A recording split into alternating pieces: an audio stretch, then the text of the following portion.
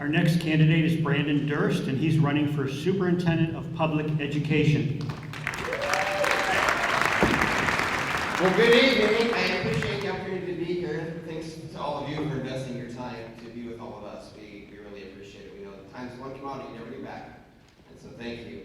I apologize for being a little bit late.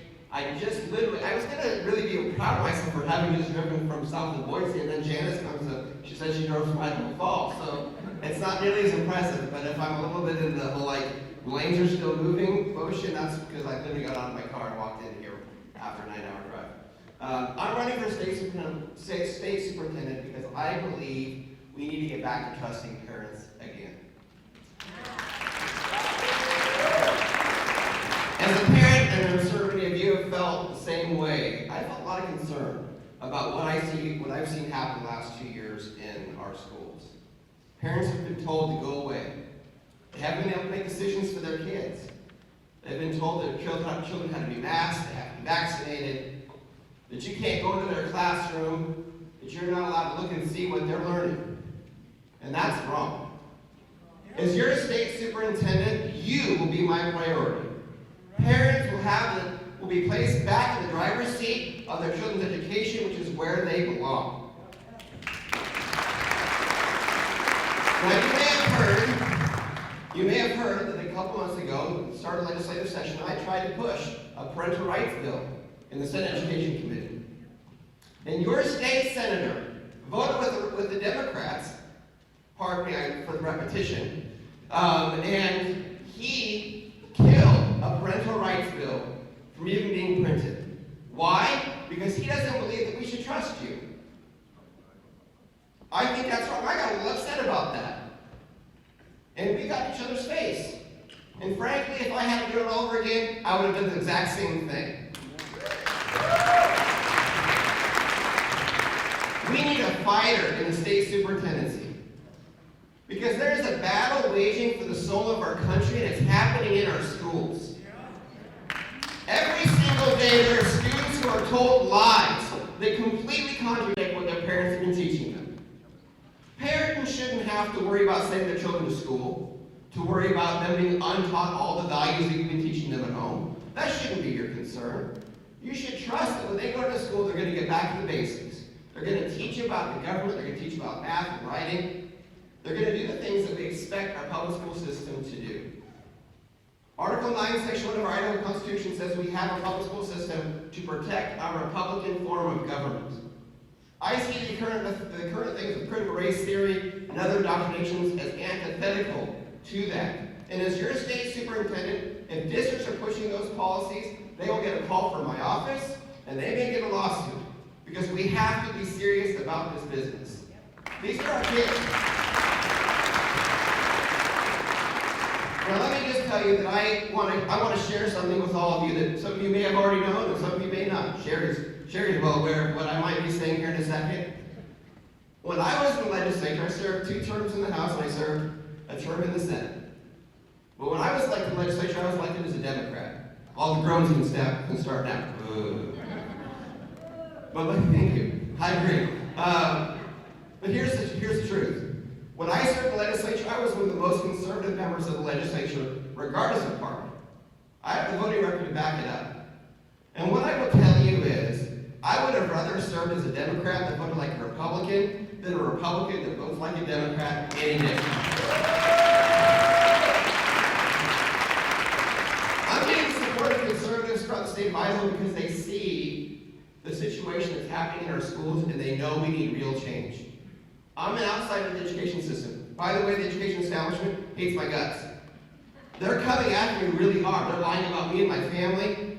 They're doing all sorts of nasty things because they are scared to death of what might happen if somebody like me is in charge of our schools.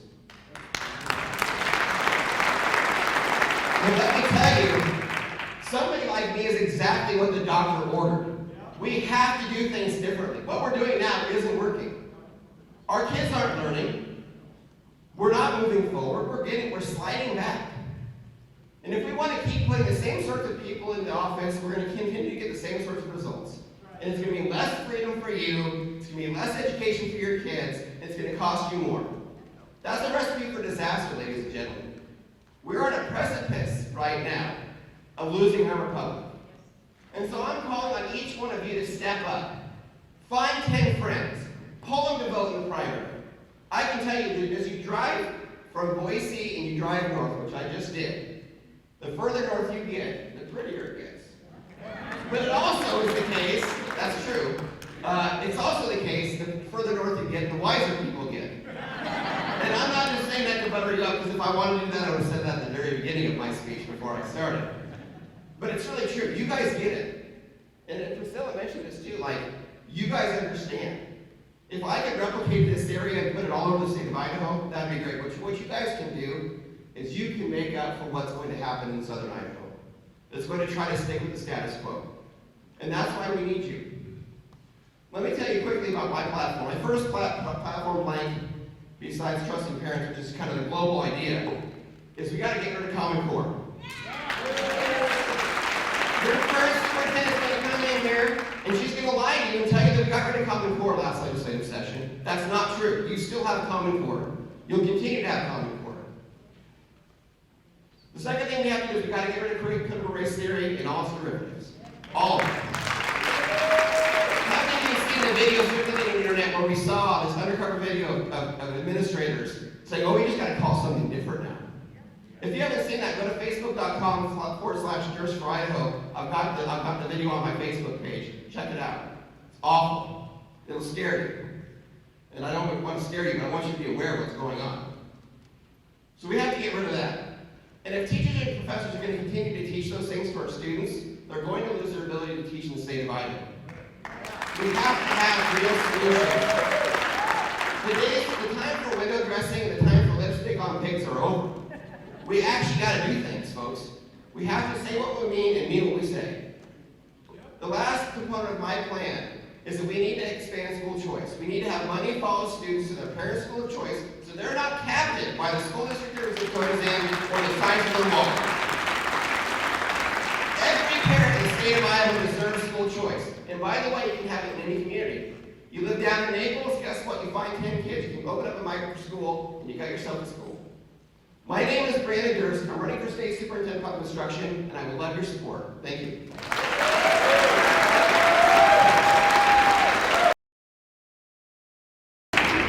Okay, and our final contestant. We're going to hear from Brandon Durst, Superintendent of Public Education. On March 24th, Governor Little signed into law a new set of education standards for math, science, and English language arts that replaces Common Core education standards. Do you believe these new education standards will improve the quality of public education in Idaho? It's a great question. No. Now I got 2 minutes and 59 seconds to give my stump speech. No, they won't. Here's why. Because we still have a broken system. We still have, it's like putting a new radiator in a broken car. Your car's still broken, it's not going to start. So these new content centers, they are an improvement. To be perfectly honest, they are a step in the right direction. But they're not going to fix the system. The other concern that I actually have about them is that they were developed primarily with the input of professional educators and not with parents. And the issue that we've had with Common Core is that parents haven't felt comfortable with them. And when we create new standards without having parents lead that standard-driven process, I think we're going to go back to where we're just going to be back to square one in a couple of years, and we're going to wish that we had actually done something right. Which is why I proposed, as a member of the State Board of Education, which the superintendent is, at my very first meeting, I'm going to make a motion. And my very first motion is going to be to end Common Core, to appoint a task force, a committee, led by parents, and give them 6 months to change, to define these new standards, and to get us out of Common Core once and for all. That's what we're going to have to do. So for those of you that don't know, the superintendent actually has quite a bit of authority. And frankly, I think it's funny that I always have to go last. Everybody else is always go first, we always got to go to the end. Education is a huge issue, folks. The superintendent's office, I would argue, is the second most important statewide position because of the magnitude of what we're dealing with. And it's important that we recognize that if we don't have a leader in our superintendent's office, the rest of our states can lag behind. And that's why I'm running for this position, is because I believe we've lacked that leadership. And we need someone who's willing to do the things that need to be done. That's going to cause a lot of angst by folks in the education establishment, and be okay with that. Not be worried about the impacts on my reputation or on my professional capacities, but recognize that we have to do things to fight for families, and to fight for parents once and for all. You know, we have 7 weeks left to decide which direction the state's going to go. And it's incumbent upon all of you, as it is incumbent on all of us as candidates, to push hard. And I will tell you one thing. When we get to the ballot box on May 17th, we're going to have our opportunity to finally do something. And as my close, this is what we're going to do. We're going to say, let's go Brandon, and you're going to elect your state superintendent.